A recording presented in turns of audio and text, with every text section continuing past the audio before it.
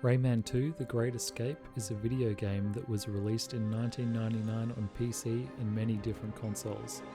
As a 3D platformer, it was developed in an era where these kinds of games were new and exciting, and at peak popularity.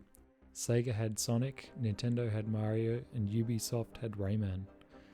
Rayman and his friends live in the Glade of Dreams, a strange and mystical world.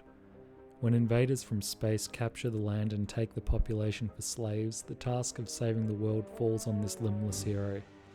I would describe the atmosphere of this game as dark and magical. This atmosphere is created by the visuals and the soundtrack, which you can hear playing in the background of this video essay. The gameplay in this game mainly involves platforming, which includes but is not limited to running, jumping, gliding, swinging, and combat, which consists of dodging and shooting projectiles. This game also features a large variety of kinetic movement abilities, which create many scenarios that the player must master to progress through its mostly linear stages. Rayman 2 was designed to appeal to a wider audience. Its visual style was inspired by Hayao Miyazaki, the creator of Studio Ghibli, and was meant to feel mythological in scope. Rayman 2 received excellent reviews and is regarded by many to be one of the best platformers of its generation. As we can see in this diagram, the gameplay loop of Rayman 2 is fairly simple. The player selects a stage from the world map and is met by a challenge. The challenge can be platforming, combat, or it can be what I call a kinetic mechanic. Failing to complete these challenges will result in death, and the player will have to restart from a checkpoint or from the beginning of the stage. When the player has passed through all of the challenges in the stage, the level is over. By the time all the levels have been cleared, the player has reached the end of the story and the villains have been defeated. This game has over 20 levels, and almost every one features a new kinetic mechanic. For example, being dragged through a swamp by a snake, riding a flaming powder keg, or sliding down a slippery surface. According to one of the game designers, the game was designed this way to produce a cinematic experience with Rayman as the titular hero, like Indiana Jones. Players are, quote, swept away with the intensity of the action and do not even have a second to breathe because everything is falling apart under their feet. As we can see from the footage, the game designers definitely achieved this goal in the finished product.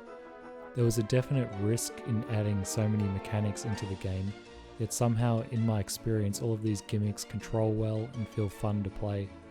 They never overstay their welcome or diminish the core gameplay mechanics, which are platforming and combat. Combat in Rayman 2 is straightforward and reaction based. Enemies shoot bullets at the player which deal damage and must be dodged. The bullets target the player's location and the direction they are moving towards. The player must therefore continuously move around in different directions while counter-attacking to defeat the enemy. Due to Rayman 2's tight controls, combat is always brief but never feels unfair. The long-distance nature of combat is something akin to a gunfight, which ties into the idea that Rayman is an adventurer in this world. You may have noticed that the villains of Rayman 2 are robotic pirates, which may seem silly, and don't get me wrong, it is. However, it actually relates to the deeper themes that are present in the game. Rayman's world is natural, organic, dreamlike, and sometimes terrifying. This is sharply juxtaposed by the robo-pirates, who are cold and soulless machines. They've come to harvest the world's resources. They build big ugly structures everywhere, they pollute the environment, and they imprison all life in cages. This is related to the game's theme of liberation. Rayman must break the cages to set everyone free. The game mechanic of breaking cages is an essential part of the experience, and the player has to do this to progress. The art style of Rayman 2 may seem dated, however in my opinion it still looks pretty great for a game that is 25 years old.